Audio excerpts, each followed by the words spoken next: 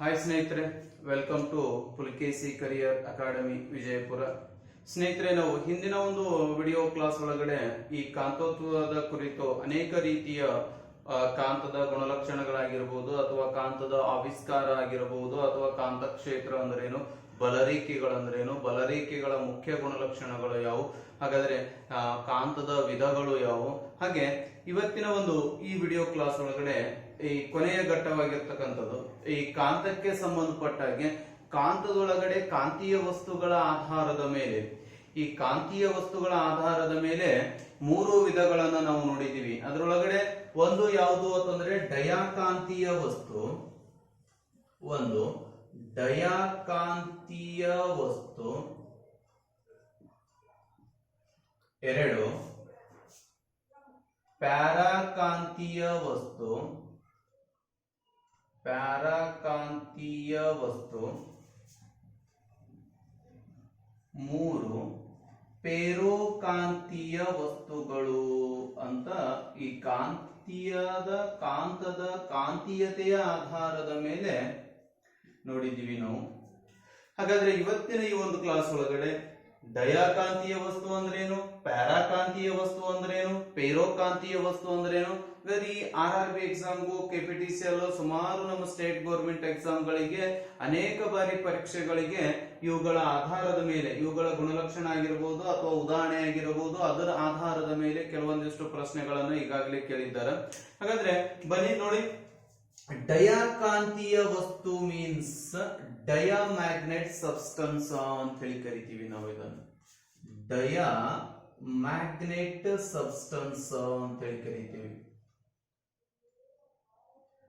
ಏನಿದು ಡಯಾಮ್ಯಾಗ್ನೆಟ್ ಸಬ್ಸ್ಟನ್ಸ್ ಅಂದ್ರೆ ಏನು, ಕಾಂತದೊಳಗಡೆ ನಾವು ನೋಡಿದಾಗ ಒಂದು ಕಾಂತೀಯ ವಸ್ತು, ಇನ್ನೊಂದು ಅಕಾಂತೀಯ ವಸ್ತುಗಳನ್ನ ನೋಡಿದೀವಿ. ಕಾಂತೀಯ ವಸ್ತು ಅಂದ್ರೆ ಕಾಂತವನ್ನ ಕಾಂತೀಯ ವಸ್ತುಗಳನ್ನ ಆಕರ್ಷಣೆ ಮಾಡ್ಕೊಳ್ತಕ್ಕಂತ ವಸ್ತುವಿಗೆ ಕಾಂತೀಯ ವಸ್ತು ಅಂತ ಕರೆದಿದ್ದೀವಿ. ಕಾಂತೀಯ ವಸ್ತುಗಳನ್ನ ಆಕರ್ಷಣೆ ಮಾಡಿಕೊಳ್ಳದೇ ಇರುವ ವಸ್ತುಗಳಿಗೆ ಏನಂತ ಕರೆದಿದ್ದೀವಿ ಅಂತಂದ್ರೆ ಅಕಾಂತೀಯ ವಸ್ತುಗಳು ಅಂತ ಹೇಳಿ ಕರೆದಿದ್ದೀವಿ. ನಾನ್ ಮ್ಯಾಗ್ನೆಟ್ ಮತ್ತು ಮ್ಯಾಗ್ನೆಟ್ ಅಂತ ಕರೆದಿದ್ದೀವಿ. ಹಾಗಾದ್ರೆ ಅಕಾಂತೀಯ ವಸ್ತು ಅಂದಾಗ ಉದಾಹರಣೆ ಅಂತ ಹೇಳುವುದಾದ್ರೆ ಕಾಗದ, ಕಾಜು, ಕಟ್ಟಿಗೆ ಇವುಗಳನ್ನ ನೋಡಿದೀವಿ. ಮುಂದೆ ಕಾಂತೀಯತೆ ಬಂದಾಗ ಕೆಲವೊಂದು ವಸ್ತುಗಳಲ್ಲಿ ಕಾಂತೀಯತೆಯ ಪ್ರಮಾಣ ಅಧಿಕವಾಗಿತ್ತು, ಕೆಲವೊಂದು ವಸ್ತುಗಳಲ್ಲಿ ಏನ್ ಕಾಣುತ್ತೆ ಅಂತಂದ್ರೆ ಕಾಂತೀಯತೆಯ ಪ್ರಮಾಣ ಕಡಿಮೆ ಇರುತ್ತೆ. ಹಾಗಾಗಿ ಆ ಹೆಚ್ಚಾಗಿ ಮಧ್ಯಮ ಮತ್ತು ಕಡಿಮೆ ಇರತಕ್ಕಂತ ಕಾಂತೀಯತೆಯ ಆಧಾರದ ಮೇಲೆ ಏನ್ ಮಾಡಿದ್ದಾರೆ ಅಂತಂದ್ರೆ ಈ ಮೂರು ಪಾರ್ಟ್ಸ್ ಗಳನ್ನ ತಗೊಂಡಿದ್ದಾರೆ. ಕಾಂತೀಯತೆಯ ಆಧಾರದ ಮೇಲೆ ಯಾವ ರೀತಿ ಕಾಂತ ಆಕರ್ಷಣೆ ಮಾಡ್ಕೊಳ್ಳುತ್ತದೆಯೋ ಅದರ ಆಧಾರದ ಮೇಲೆ ಏನ್ ಮಾಡಿದ್ದಾರೆ, ಮೂರು ಭಾಗಗಳನ್ನು ಮಾಡ್ಕೊಂಡಿದ್ದಾರೆ. ಅದರ ಫಸ್ಟ್ ಒನ್ ಇರೋದು ಯಾವುದು ಅಂತಂದ್ರೆ ಡಯಾಕಾಂತೀಯ ವಸ್ತು, ಸೆಕೆಂಡ್ ಒನ್ ಬರೋದು ಪ್ಯಾರಾಕಾಂತೀಯ ವಸ್ತು, ಥರ್ಡ್ ಒನ್ ಬರೋದು ಪೇರೋಕಾಂತೀಯ ವಸ್ತು ಅಂತ ಹೇಳಿ ಕರಿತೀವಿ. ಹಾಗಾದ್ರೆ ಡಯಾಕಾಂತೀಯ ವಸ್ತುವನ್ನು ನೋಡಿದಾಗ ನೋಡಿ, ಈ ಡಯಾಕಾಂತೀಯ ವಸ್ತು ಆಕರ್ಷಣೆ ಪ್ರಮಾಣ, ಇದರೊಳಗಡೆ ಆಕರ್ಷಣೆಯ ಪ್ರಮಾಣ ಅತ್ಯಂತ ಕಡಿಮೆ ಇರುತ್ತೆ. ಆಕರ್ಷಣೆಯ ಪ್ರಮಾಣ ಕಡಿಮೆ ಇರುತ್ತೆ. ಕಡಿಮೆ ಅಂತಂದ್ರೆ ಎಷ್ಟು ಅಂತಂದ್ರೆ ಸುಮಾರು 0% ಇದರೊಳಗಡೆ ಆಕರ್ಷಣೆ ಪ್ರಮಾಣ ಹೆಚ್ಚಾಗಿ ಬರುವುದೇ ಇಲ್ಲ. ಯಾಕೆ ಬರುವುದಿಲ್ಲ ಅಂತಂದ್ರೆ ಇದನ್ನ ಪ್ರಬಲ ಕಾಂತಕ್ಷೇತ್ರಕ್ಕೆ ಒಳಪಡಿಸಿದಾಗ, ನಾವೇನಾದ್ರೂ ಇದನ್ನ ಪ್ರಬಲ ಕಾಂತಕ್ಷೇತ್ರಕ್ಕೆ ಒಳಪಡಿಸಿದಾಗ ಮಾತ್ರ ಇದರೊಳಗಡೆ ಏನಾಗುತ್ತೆ ಅಂತಂದ್ರೆ ಕಾಂತದ ಕ್ಷೀಣತೆ ಸ್ವಲ್ಪ ತೋರಿಸಿಕೊಡುತ್ತೆ. ಕಾಂತೀಯತೆಯ ಕ್ಷೀಣತೆ ಏನಾಗುತ್ತೆ, ಒಂದು ಚೂರು ತೋರಿಸ್ಕೊಡುತ್ತೆ. ಯಾವುದ್ರೊಳಗಡೆ ಡಯಾಕಾಂತೀಯ ವಸ್ತುಗಳಿಗೆ. ಡಯಾಕಾಂತೀಯ ವಸ್ತುಗಳಲ್ಲಿ ಆಕರ್ಷಣಾ ಸಾಮರ್ಥ್ಯ ಸೊನ್ನೆಯಾಗಿರುತ್ತೆ. ನಾವು ಸೊನ್ನೆ ಅಂತ ಅನ್ನಕ್ ಬರಲ್ಲ. ಯಾಕೆ ಅಂತಂದ್ರೆ ಇದು ಕಾಂತೀಯ ವಸ್ತು ಆಗಿರೋದ್ರಿಂದ ಒಂದು ಕ್ಷೀಣ ಪ್ರಮಾಣದೊಳಗಡೆ, ಚೂರು ಪ್ರಮಾಣದೊಳಗಡೆ ಇದೇನ್ ಮಾಡುತ್ತೆ, ಆಕರ್ಷಣೆಯನ್ನ ಮಾಡಿಕೊಳ್ಳುತ್ತೆ.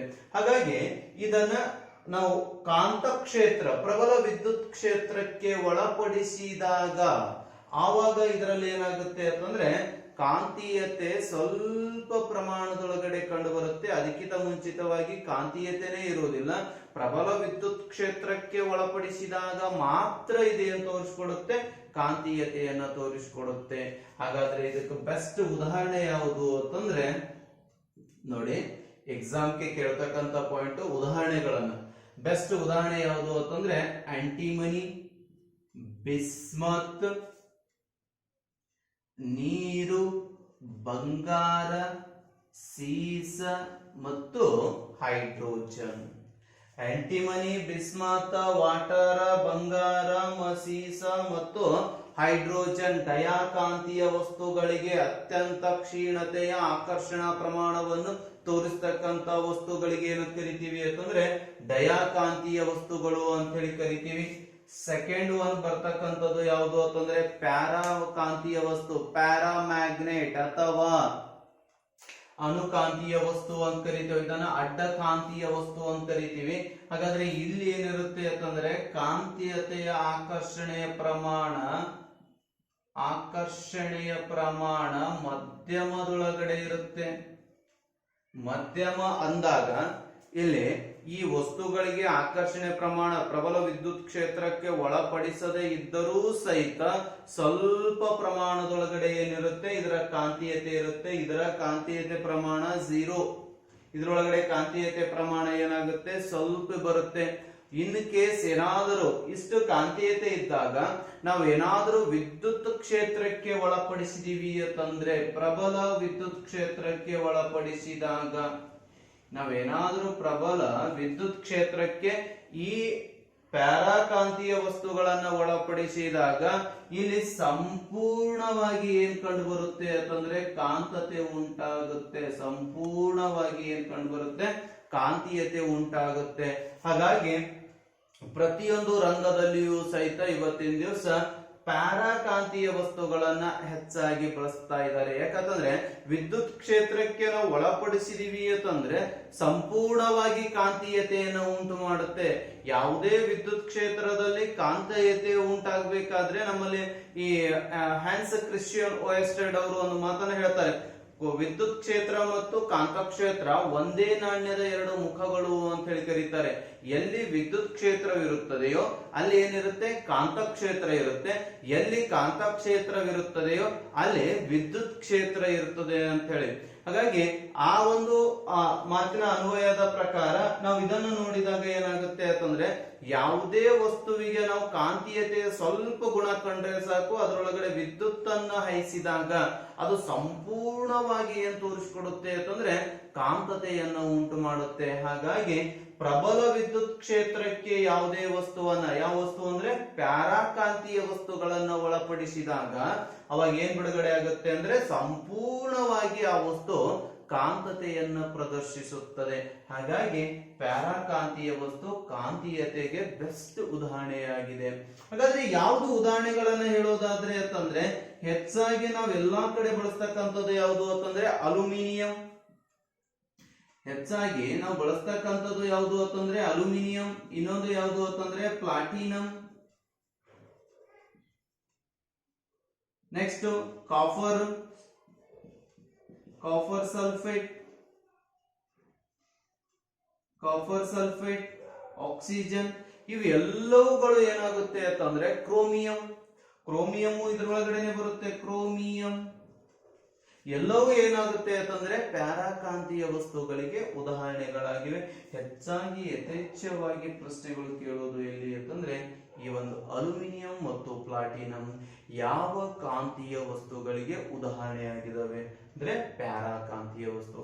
ಇಲ್ಲಿ ಹೆಚ್ಚಾಗಿ ಪ್ರಶ್ನೆ ಬರೋದು ಎಲ್ಲಿ ಅಂತಂದ್ರೆ ಬಿಸ್ಮತ್ ಮತ್ತು ಆಂಟಿಮನಿ. ಎಸ್ ಬಿ ಅಂದ್ರೆ ಆಂಟಿಮನಿ, ಬಿ ಐ ಅಂದ್ರೆ ಬಿಸ್ಮತ್. ಈ ಬಿಸ್ಮತ್ ಮತ್ತು ಆಂಟಿಮನಿ ಅಥವಾ ಪ್ರಶ್ನೆ ಏನ್ ಕೇಳಬಹುದು, ಕೆಳಗಿನವುಗಳಲ್ಲಿ ಯಾವುದು ಡಯಾಕಾಂತೀಯ ವಸ್ತು ಆಗಿಲ್ಲ, ಯಾವುದು ಪ್ಯಾರಾಕಾಂತೀಯ ವಸ್ತು ಆಗಿಲ್ಲ, ಯಾವುದು ಪೇರೋಕಾಂತೀಯ ವಸ್ತು ಆಗಿಲ್ಲ, ಆಗಿದೆ ಅಂತ ಕೇಳ್ಬೋದು, ಆಗಿಲ್ಲ ಅಂತನೂ ಕೇಳ್ಬೋದು. ಉದಾಹರಣೆ ಬೆಸ್ಟ್ ಉದಾಹರಣೆ ಯಾವ್ದಾಗಿದೆ ಅಂತನೂ ಕೇಳ್ಬೋದು. ಇವಾಗ ಬನ್ನಿ, ಪ್ಯಾರಾಕಾಂತೀಯ ವಸ್ತುಗಳನ್ನ ಒಂದಿಷ್ಟು ಉಷ್ಣತೆಯ ಪ್ರಮಾಣವನ್ನ ಹೆಚ್ಚು ಮಾಡಿ ಪೇರೋಕಾಂತೀಯ ವಸ್ತುಗಳಾಗಿ ಪರಿವರ್ತನೆ ಮಾಡಲು ಸಾಧ್ಯ. ಹಾಗಾಗಿ ಇಲ್ಲಿ ಏನಾಗುತ್ತೆ, ಪೇರೋಕಾಂತೀಯ ವಸ್ತುಗಳಿಗೆ ನಾವೇನಂತ ಕರಿತೇವೆ ಅಂದ್ರೆ ಅತಿ ಕಾಂತೀಯ ವಸ್ತುಗಳು ಅಂತ ಹೇಳಿ ಕರಿತೀವಿ. ಅತಿ ಕಾಂತೀಯ ವಸ್ತು ಅಂದ್ರೆ ಹೆಚ್ಚಾಗಿ ಕಾಂತತೆಯನ್ನ ಇರ್ತಕ್ಕಂಥ ವಸ್ತು, ಅವುಗಳಿಗೆ ನೀವು ಪ್ರಬಲ ವಿದ್ಯುತ್ ಕ್ಷೇತ್ರಕ್ಕೆ ಒಳಪಡಿಸುವ ಅವಶ್ಯಕತೆನೇ ಇಲ್ಲ. ಏಕೆಂದ್ರೆ ಆಲ್ರೆಡಿ ಅದರಲ್ಲಿ ಯಥೇಚ್ಛವಾಗಿ ಏನಾಗಿರುತ್ತೆ ಅಂದ್ರೆ ಕಾಂತೀಯತೆಯ ಪ್ರಮಾಣ ಹೆಚ್ಚಾಗಿರುತ್ತೆ. ಹಾಗಾಗಿ ಫೆರೋಕಾಂತೀಯ ವಸ್ತುಗಳಿಗೆ ಏನಿರುತ್ತೆ ಅಂತಂದ್ರೆ ಆಕರ್ಷಣೆಯ ಪ್ರಮಾಣ ಹೆಚ್ಚಾಗಿರುತ್ತೆ. ಆಕರ್ಷಣೆಯ ಪ್ರಮಾಣ ಅತಿ ಹೆಚ್ಚಾಗಿದೆ. ನೋಡಿ, ಇಲ್ಲಿ ಆಕರ್ಷಣೆ ಪ್ರಮಾಣ ಕಡಿಮೆ, ಇದರಲ್ಲಿ ಮಧ್ಯಮ, ಇದರಲ್ಲಿ ಹೆಚ್ಚಾಗಿದೆ. ಮತ್ತೆ ಪ್ರಶ್ನೆಯನ್ನು ಕೇಳಬಹುದು, ಕೆಳಗಿನ ಯಾವ ಧಾತುವಿನಲ್ಲಿ ಫೆರೋಕಾಂತೀಯ ಆಕರ್ಷಣೆ ಪ್ರಮಾಣ ಹೆಚ್ಚಾಗಿದೆ? ಇದರಲ್ಲಿ ಇರ್ತಕ್ಕಂಥ ಉದಾಹರಣೆಗಳು ಏನಾದ್ರೂ ಬಂದ್ರೆ ಅದರಲ್ಲಿ ಹೆಚ್ಚಾಗಿರುತ್ತೆ, ಇದರಲ್ಲಿ ಉದಾಹರಣೆಗಳು ಬಂದ್ರೆ ಅದರಲ್ಲಿ ಮಧ್ಯಮ ಪ್ರಮಾಣ ಇರುತ್ತೆ, ಇದರಲ್ಲಿ ಉದಾಹರಣೆ ಬಂದ್ರೆ ಅದರಲ್ಲಿ ಏನಾಗುತ್ತೆ ಅಂತಂದ್ರೆ ಕಡಿಮೆ ಪ್ರಮಾಣ. ಕಡಿಮೆ ಅಂತಂದ್ರೆ ಕ್ಷೀಣತೆ, ಕ್ಷೀಣತೆ ಅಂದ್ರೆ ಸಂಪೂರ್ಣವಾಗಿ ಝೀರೋ ಅಂತಾನೆ ಕನ್ಸಿಡರ್ ಮಾಡ್ಬೇಕು ನಾವು. ಯಾಕಂತಂದ್ರೆ ವಿದ್ಯುತ್ ಕ್ಷೇತ್ರಕ್ಕೆ ಒಳಪಡಿಸದೇ ಇದ್ದಾಗ ಇದರಲ್ಲಿ ಕಾಂತೀಯತೆ ಪ್ರಮಾಣ ಬರುವುದೇ ರೇರ್, ಬಹಳ ವಿರಳ.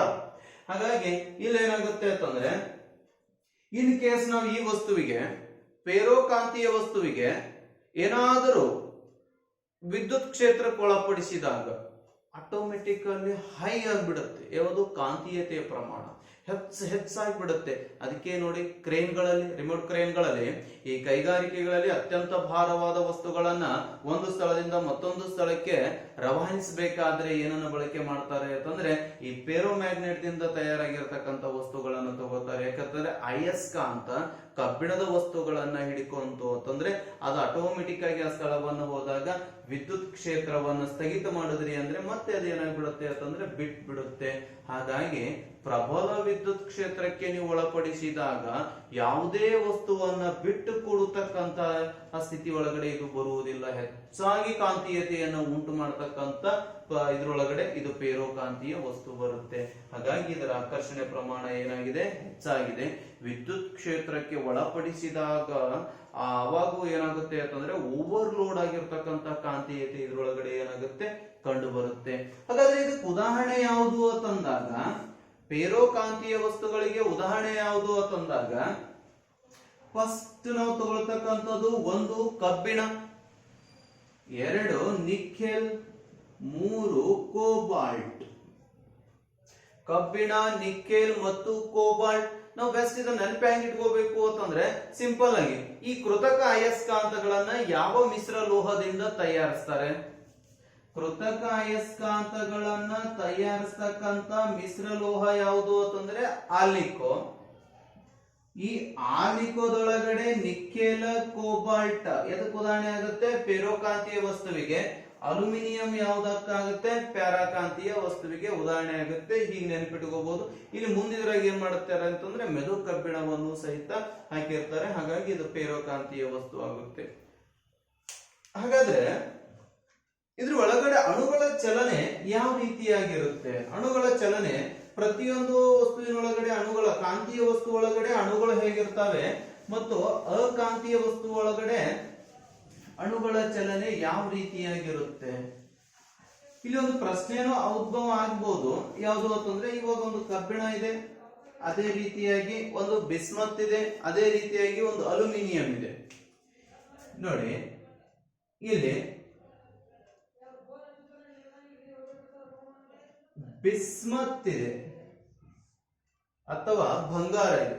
ಇದ್ರೊಳಗಡೆ ಏನಾಗುತ್ತೆ ಅಂದ್ರೆ ಅಣುಗಳ ಚಲನೆ ಈ ರೀತಿಯಾಗಿ ಅಡ್ಡಾದಿಡ್ಡಿ ಚಲನೆಯನ್ನ ತೋರಿಸಿಕೊಡುತ್ತೆ. ಯಾವುದು ಅಂತಂದ್ರೆ ಬಿಸ್ಮತ್. ಅಡ್ಡಾದಿಡ್ಡಿ ಚಲನೆ ಇದ್ರೊಳಗಡೆ ಕಂಡು ಬರುತ್ತೆ. ಅಂದ್ರೆ ಡಯಾಕಾಂತೀಯ ವಸ್ತುವಿನೊಳಗಡೆ ಯಾವಾಗಲೂ ಕಾಂತೀಯತೆಯ ಪ್ರಮಾಣನೂ ಸಹಿತ ಕಡಿಮೆ ಇರುತ್ತೆ. ಇನ್ನೊಂದು ಇದು ಅಕಾಂತೀಯತೆಯ ಪ್ರದರ್ಶನವನ್ನ ತೋರಿಸ್ತಾ ಇರುತ್ತೆ. ಯಾಕಂತಂದ್ರೆ ಇದ್ರೊಳಗಡೆ ಅಣುಗಳ ಚಲನೆ ನಿಚ್ಚಲ ಸ್ಥಿತಿ ಒಳಗಡೆ ಇರುವುದಿಲ್ಲ.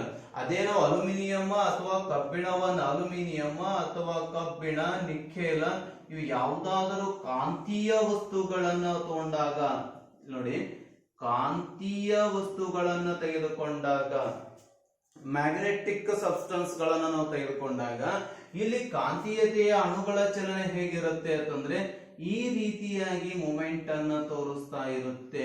ಇವು ಒಂದೇ ದಿಕ್ಕಿನ ಕಡೆಗೆ ಏನಾಗ್ತಾ ಇರುತ್ತೆ? ಪ್ರಸಾರ ಆಗ್ತಾ ಇರುತ್ತೆ. ಹಾಗಾಗಿ ಇವುಗಳ ಚಲನೆ ನೀವು ವಿದ್ಯುತ್ ಕ್ಷೇತ್ರಕ್ಕೆ ಒಳಪಡಿಸಿದಾಗ ಇವುಗಳು ಏನಾಗ್ಬಿಡುತ್ತೆ ಅಂದ್ರೆ ಕಾಂತೀಯತೆಯನ್ನ ಪ್ರದರ್ಶನ ಮಾಡಿಬಿಡುತ್ತೆ ವೇಗವಾಗಿ. ಅದೇ ವಿದ್ಯುತ್ ಅನ್ನ ಸ್ಥಗಿತ ಮಾಡಿದಾಗ ಇವುಗಳು ನಿಶ್ಚಲ ಸ್ಥಿತಿಯಲ್ಲಿ ಇರುತ್ತವೆ ಹೊರತಾಗಿ ಈ ರೀತಿಯಾಗಿ ಬದಲಾವಣೆ ಆಗುವುದಿಲ್ಲ. ಬಟ್ ಈ ವಸ್ತುವಿಗೆ ನೀವು ವಿದ್ಯುತ್ ಕ್ಷೇತ್ರ ಕೊಟ್ಟಾಗ ಸ್ವಲ್ಪ ಪ್ರಮಾಣದೊಳಗಡೆ ಏನಾಗ್ಬಿಡುತ್ತೆ, ಇವು ಈ ರೀತಿ ಮೊಮೆಂಟ್ ಅನ್ನು ತಗೊಳ್ಕೊಳ್ಳುತ್ತೆ. ಅದೇ ನೀವು ಅದನ್ನು ಸ್ಟಾಪ್ ಮಾಡಿದ್ರಿ ಅಂತಂದ್ರೆ ಆಟೋಮೆಟಿಕ್ ಆಗಿ ಮತ್ತೆ ಏನಾಗುತ್ತೆ, ಈ ರೀತಿಯಾಗಿ ಬದಲಾವಣೆ ಆಗುತ್ತೆ. ಇದೇ ಕಾಂತೀಯ ವಸ್ತು, ಅಕಾಂತೀಯ ವಸ್ತು. ಈ ಕಾಂತೀಯ ವಸ್ತು ಮತ್ತು ಅಕಾಂತೀಯ ವಸ್ತುಗಳೊಳಗಡೆ ಕಾಂತೀಯ ಒಂದು ಅಣುವಾದವನ್ನ ಮಂಡನೆ ಮಾಡ್ತೇವೆ. ಅಣುವಾದ ಅಂತಂದ್ರೆ ಇಷ್ಟೇ, ಕಾಂತೀಯ ವಸ್ತುಗಳಿಗೆ ಕಾಂತೀಯ ವಸ್ತುಗಳು ಆಕರ್ಷಣೆ ಮಾಡ್ಕೊಳ್ತಕ್ಕಂತ ಒಂದು ವಾದ. ಅಂದ್ರೆ ಈ ಉತ್ತರ ಧ್ರುವ ದಕ್ಷಿಣ ಧ್ರುವ ಪರಸ್ಪರ ಆಕರ್ಷಣೆ ಮಾಡ್ಕೊಳ್ತವೆ ಮತ್ತು ದಕ್ಷಿಣ ಧ್ರುವ ಉತ್ತರ ಧ್ರುವ ಪರಸ್ಪರ ಆಕರ್ಷಣೆ ಮಾಡ್ಕೊಳ್ಳುತ್ತೆ. ಉತ್ತರ ವಿಕರ್ಷಣೆಗೆ ಒಳಗಾಗುತ್ತೆ, ದಕ್ಷಿಣ ವಿಕರ್ಷಣೆಗೆ ಒಳಗಾಗುತ್ತೆ. ಇದನ್ನೇ ನಾವೇನು ಕರಿತೀವಿ ಅಂತಂದ್ರೆ ಅಣುವಾದ ಅಂತ ಹೇಳಿ ಕರಿತೀವಿ. ಕಾಂತೀಯ ಒಂದು ಅಣುವಾದ ಅಂತ ಹೇಳಿ ಕರಿತೀವಿ. ಇಷ್ಟೆಲ್ಲ ಆದ್ಮೇಲೆ ಈ ಕಾಂತವನ್ನ ನಾವು ಯಾವ ರೀತಿ ರಕ್ಷಣೆಯನ್ನ ಮಾಡಬೇಕು ಅಥವಾ ಕಾಂತ ಹೇಗೆ ನಷ್ಟ ಆಗುತ್ತೆ, ಕಾಂತದ ನಷ್ಟತೆ ಮತ್ತು ರಕ್ಷಣೆ ಮಾಡಬೇಕಾದ್ರೆ ಈಗ ನಾವು ಕಾಂತದ ನಷ್ಟತೆಯನ್ನ ನೋಡಿದಾಗ ಕಾಂತದ ನಷ್ಟತೆ ಹೇಗಾಗುತ್ತೆ ಅಂತಂದ್ರೆ ನೋಡಿ, ಆ ಕಾಂತವನ್ನ ನೀವು ಪದೇ ಪದೇ ಕಾಯಿಸಿದಾಗ, ಯಾವುದೇ ಕಾಂತವನ್ನ ಇರ್ಲಿ ನೀವು ಅದಕ್ಕೆ ಉಷ್ಣ ನೀಡಿದಾಗ ಅಥವಾ ತಾಪಮಾನ ಹೆಚ್ಚಾದಂತೆ ಅದರೊಳಗಡೆ ಇರ್ತಕ್ಕಂತ ಆಕರ್ಷಣೆ ಪ್ರಮಾಣ ಏನಾಗುತ್ತೆ ಅಂತಂದ್ರೆ ಕಡಿಮೆಯಾಗುತ್ತೆ. ಕಾಂತಕ್ಕೆ ಉದಾಹರಣೆ ತಂದಾಗ ಅಥವಾ ನಷ್ಟತೆಯನ್ನ ಅಂದಾಗ ಕಾಂತವನ್ನ ಹೆಚ್ಚಾಗಿ ಉಷ್ಣತೆಯನ್ನ ತಾಪಮಾನ ಹೆಚ್ಚು ಮಾಡಿದಾಗ ಅಥವಾ ಪದೇ ತಾಪಮಾನವನ್ನ ನೀಡಿದಾಗ ಆ ಕಾಂತದ ನಷ್ಟತೆ ಆಗುತ್ತೆ. ಅದರೊಳಗಡೆ ಕಾಂತೀಯ ಆಕರ್ಷಣೆ ಇರ್ತಕ್ಕಂತ ಅಣುಗಳು ಗಲಿಬಿಲಿಯ ಅಡ್ಡಾದಿಡ್ಡಿ ಚಲನೆಯನ್ನ ಹೊಂದಕ್ಕೆ ಸ್ಟಾರ್ಟ್ ಮಾಡುತ್ತೆ. 1ನೇ ಪಾಯಿಂಟ್. 2ನೇ ಪಾಯಿಂಟ್ ಬರುತ್ತೆ, ಕಾಂತವನ್ನ ಮೇಲಿನಿಂದ ಕೆಳಗೆ ಎಸೆಯುವುದರಿಂದ, ಕಾಂತವನ್ನು ಮೇಲಿನಿಂದ ಕೆಳಗೆ ಬಿಸಾಡುವುದು ಅಥವಾ ಎಸೆಯುವುದು. ನೀವು ಕಾಂತವನ್ನ ಮೇಲಿನಿಂದ ಪದೇ ಒಗೆಯುವುದರಿಂದ ಆ ಕಾಂತದಲ್ಲಿ ಘರ್ಷಣೆ ಪ್ರಮಾಣ ಹೆಚ್ಚಾಗುತ್ತೆ. ಯಾವಾಗ ಘರ್ಷಣೆ ಹೆಚ್ಚಾಗುತ್ತೆ, ಕಾಂತದಲ್ಲಿ ಇರ್ತಕ್ಕಂತ ಅಣುಗಳ ಚಲನೆ ನೇರ ಚಲನೆಯನ್ನ ಹೋಗಿ ಅಡ್ಡಾದಿಡ್ಡಿ ಚಲನೆಯನ್ನ ಹೊಂದುತ್ತೆ. ಹೀಗಾಗಿ ಆ ಕಾಂತ ಏನಾಗುತ್ತೆ ಅಂತಂದ್ರೆ ನಷ್ಟತೆಯನ್ನ ಹೊಂದುತ್ತೆ. ಮತ್ತೊಂದು ಪಾಯಿಂಟ್ ಅನ್ನು ನೋಡಿದಾಗ ಕಾಂತವನ್ನ ಬಡಿಯುವುದರಿಂದ,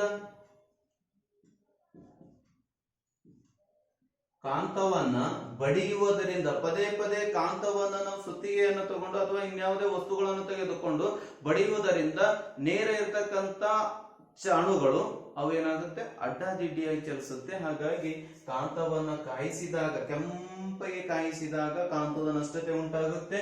ಕಾಂತವನ್ನ ಮೇಲಿನಿಂದ ಕೆಳಗೆ ಪದೇ ಒಗೆಯುವುದರಿಂದ ಕಾಂತದ ನಷ್ಟತೆ ಉಂಟಾಗುತ್ತೆ. ಕಾಂತವನ್ನ ಬಡಿಯುವುದರಿಂದ ನಷ್ಟತೆ ಉಂಟಾಗುತ್ತೆ. ಕಾಂತವನ್ನ ಪದೇ ಕತ್ತರಿಸುವುದರಿಂದನೂ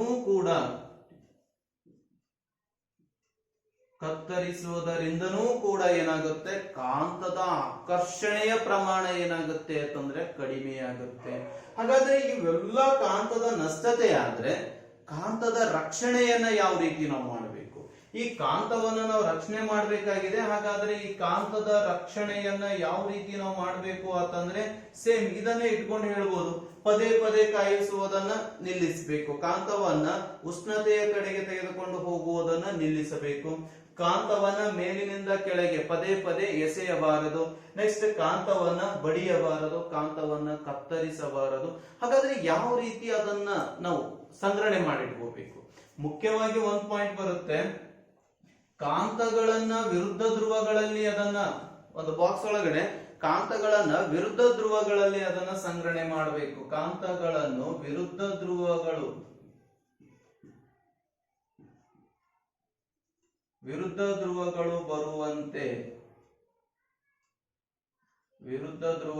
ಬರುವಂತೆ ರಕ್ಷಿಸಬೇಕು. ಅಂದ್ರೆ ವಿರುದ್ಧ ಧ್ರುವಗಳು ಇರಬೇಕು. ಆಕರ್ಷಣೆ ಪ್ರಮಾಣ ಇರ್ತಕ್ಕಂತ ಧ್ರುವಗಳು ವಿರುದ್ಧ N ಮತ್ತು S ಈ ರೀತಿಯಾಗಿ ಕಾಂತಕ್ಷೇತ್ರದ ಒಳಗಡೆ ಏನ್ ಮಾಡ್ಬೇಕು ಅಂತಂದ್ರೆ ಇಲ್ಲೊಂದು ಮ್ಯಾಗ್ನೆಟ್ ಇದೆ, ಇಲ್ಲೊಂದು ಮ್ಯಾಗ್ನೆಟ್ ಇದೆ ಅಂತಂದ್ರೆ ಇದು ಎನ್ ಇರಬೇಕು, ಇದು ಎಸ್ ಇರಬೇಕು. ಅವಾಗ ಏನಾಗುತ್ತೆ, ವಿರುದ್ಧ ಧ್ರುವಗಳು ಒಂದೇ ಕಡೆ ಬರುವ ಹಾಗೆ ಇದನ್ನ ಏನ್ ಮಾಡ್ಬೇಕು ಅಂತಂದ್ರೆ ಬಾಕ್ಸ್ ಒಳಗಡೆ ಇಡಬೇಕು.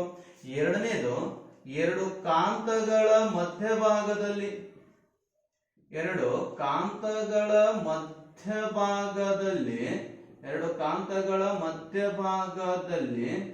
ಒಂದು ಕಟ್ಟಿಗೆಯ ತುಂಡನ್ನ ಇರಿಸಬೇಕು. ಯಾಕಂತಂದ್ರೆ ಆಕರ್ಷಣೆ ಪ್ರಮಾಣ, ಕಟ್ಟಿಗೆಯು ಕಾಂತೀಯ ಅವಾಹಕವಾಗಿರುವುದರಿಂದಾಗಿ ಆ ಕಾಂತತೆಯನ್ನ ಬೇರೆ ಕಡೆಗೆ ಅದು ಹರಡಿಕೊಂಡು ಹೋಗಲು ಬಿಡುವುದಿಲ್ಲ. ಹಾಗಾಗಿ ಅದನ್ನ ಏನ್ ಮಾಡ್ತಾರೆ ಅಂದ್ರೆ ಎರಡು ಕಾಂತಗಳ ಮಧ್ಯಭಾಗದಲ್ಲಿ ಕಟ್ಟಿಗೆಯ ತುಂಡನ್ನು ಇಡುತ್ತಾರೆ. ಅಥವಾ ಎರಡು ಕಾಂತಗಳ ಮಧ್ಯಭಾಗದಲ್ಲಿ ಒಂದು ಮೆದು ಕಬ್ಬಿಣದ ತುಂಡನ್ನು ಇರಿಸಬೇಕು. ಮೆದು ಕಬ್ಬಿಣದ ತುಂಡನ್ನು ಇರಿಸಬೇಕು. ಹೀಗೆ ಎರಡು ಕಾಂತಗಳ ಮಧ್ಯಭಾಗದಲ್ಲಿ ಒಂದು ಮೆದು ಕಬ್ಬಿಣದ ತುಂಡನ್ನು ಇರಿಸಿದಾಗ ಅವೆರಡು ಏನಾಗುತ್ತೆ, ಅವಕ್ಕೆ ಅಟ್ಯಾಚ್ ಆಗುತ್ತೆ. ಆದರೆ ಅಲ್ಲಿ ಏನಾಗುತ್ತೆ ಅಂದ್ರೆ ಆ ಕಾಂತದ ರಕ್ಷಣೆಯನ್ನ ಮಾಡುತ್ತೆ. ಹಾಗಾಗಿ ಮೆದು ತುಂಡನ್ನ ಅದರ ಮಧ್ಯದಲ್ಲಿ ಇರಿಸುವುದರಿಂದ ಈ ಕಾಂತಗಳಿಗೆ ಕಾಂತ ರಕ್ಷಕಗಳು ಅಂತೇಳಿ ಕರೀತಾರೆ. ಇದನ್ನು ಕಾಂತಗಳ ಮಧ್ಯಭಾಗದಲ್ಲಿ ಮೆದು ಕಬ್ಬಿಣವನ್ನ, ಯಾಕಂತಂದ್ರೆ ಕೃತಕವಾಗಿ ಕಾಂತವನ್ನ ತಯಾರಿಸಲು ಬೇಕಾಗಿರ್ತಕ್ಕಂತ ಕಬ್ಬಿಣನೇ ಯಾವುದು ಅಂತಂದ್ರೆ ಮೆದು ಕಬ್ಬಿಣ ಅಂತೇಳಿ ಕರಿತೀವಿ. ಹಾಗಾಗಿ ಕಾಂತದ ರಕ್ಷಣೆಯನ್ನ ಈ ರೀತಿಯಾಗಿ ನಾವು ಮಾಡಬಹುದು. ಹಾಗಾದ್ರೆ ಕಾಂತವನ್ನ ಎಷ್ಟು ವಿಧಾನಗಳಿಂದ, ಈ ಎಲ್ಲ ಕಾಂತದ ರಕ್ಷಣೆ ಆಯ್ತು, ಕಾಂತದ ನಷ್ಟತೆ ಆಯ್ತು, ಕಾಂತದ ಗುಣಲಕ್ಷಣ ಆಯ್ತು, ಕಾಂತ ವಿದ್ಯುತ್ ಕ್ಷೇತ್ರ ಇದ್ದಾಗ ಯಾವ ರೀತಿ ವರ್ತನೆ ಆಗುತ್ತೆ, ಮತ್ತು ಆ ಕಾಂತ ವಿದ್ಯುತ್ ಕ್ಷೇತ್ರದಲ್ಲಿ ಕಾಂತ ಯಾವ ರೀತಿ ವರ್ತನೆ ಆಗುತ್ತೆ, ಕಾಂತದಲ್ಲಿ ವಿದ್ಯುತ್ ಕ್ಷೇತ್ರ ಯಾವ ರೀತಿ ವರ್ತನೆ ಆಗುತ್ತೆ, ಎಲ್ಲವನ್ನು ನೋಡಿದಾಗ ಕೊನೆಯದಾಗಿ ಕಾಂತವನ್ನ ಯಾವ ವಿಧಾನದಿಂದ ತಯಾರಿಸ್ತಾರೆ, ಪ್ರತಿಯೊಂದು ವಸ್ತುಗಳನ್ನು ಯಾವುದೋ ಒಂದು ವಿಧಾನದಿಂದ ತಯಾರಿಸಲೇಬೇಕು. ಈಗ ಫಾರ್ ಎಕ್ಸಾಂಪಲ್ ಕಬ್ಬಿಣ, ಊದುಕುಲುಮೆ ವಿಧಾನ ಅಥವಾ ಜಲಕ್ಷಾನನ ವಿಧಾನದಿಂದ ಸಾರವರ್ಧಿಸುವಿಕೆಯನ್ನ ಏನ್ ಮಾಡ್ತೀವಿ. ಅದೇ ರೀತಿ ಕಬ್ಬಿಣವನ್ನ ತಯಾರು ಮಾಡಬೇಕಾದ್ರೆ, ನಮಗೆ ಬೀಡು ಕಬ್ಬಿಣ ಸಿಗಬೇಕಾದ್ರೆ ನಾವು ಊದುಕುಲುಮೆಯ ಮೊರೆಯನ್ನ ಹೋಗ್ತೀವಿ. ಪೆಟ್ರೋಲ್ ಅನ್ನ ತೆಗಿಬೇಕಾದ್ರೆ ಆಂಶಿಕ ಆಸವನ ವಿಧಾನದಿಂದ ಹೋಗ್ತೀವಿ.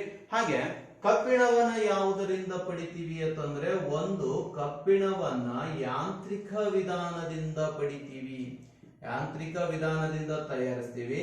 ಎರಡು ವಿದ್ಯುತ್ ಕಾಂತೀಯ ವಿಧಾನ ಅಂತೇಳಿ,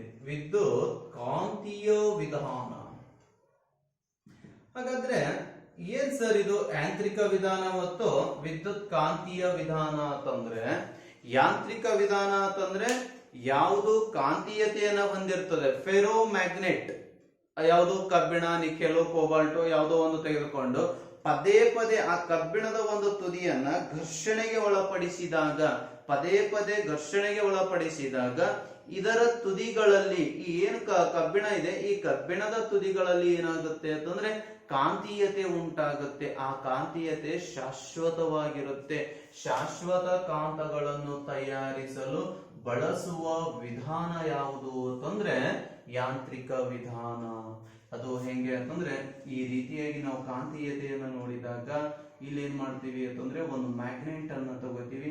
ಈ ಮ್ಯಾಗ್ನೆಟ್ ಅನ್ನ ಘರ್ಷಣೆಗೆ ನೀವೇನಾದರೂ ಒಳಪಡಿಸಿದರೆ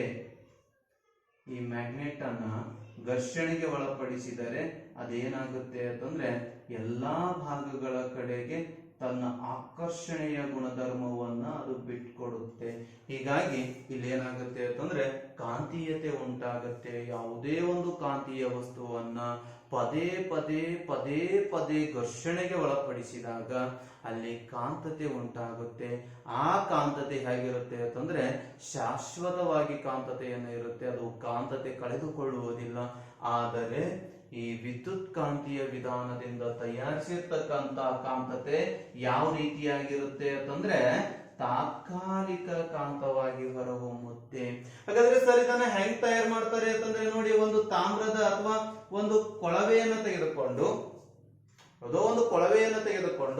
ಅದರ ಒಳಭಾಗದೊಳಗಡೆ ಒಂದು ಮೆದು ಕಬ್ಬಿಣವನ್ನ ಇಟ್ಟು ಅದರ ಸುತ್ತಲೂ ಒಂದು ತಾಮ್ರದ ಅವಾಹಕ ಹೊದಿಕೆಯನ್ನ ಹೊರಿಸಿ ನೆಕ್ಸ್ಟ್ ಏನ್ ಮಾಡ್ತೀವಿ ನಾವು, ಒಂದು ಪ್ರಬಲ ವಿದ್ಯುತ್ ಕೋಶ ಅಥವಾ ವಿದ್ಯುತ್ಗೆ ಒಳಪಡಿಸಿದಾಗ ಇಲ್ಲಿ ಏನಾಗುತ್ತೆ ಅಂತಂದ್ರೆ, ಇಲ್ಲಿ ಬಂದಿರತಕ್ಕಂತ ಏನ್ ಕಬ್ಬಿಣ ಇದೆ, ಮೆದು ಕಬ್ಬಿಣ, ಈ ಮೆದು ಕಬ್ಬಿಣ ಕಾಂತೀಯತೆಯನ್ನ ತೋರ್ಪಡಿಸುತ್ತೆ.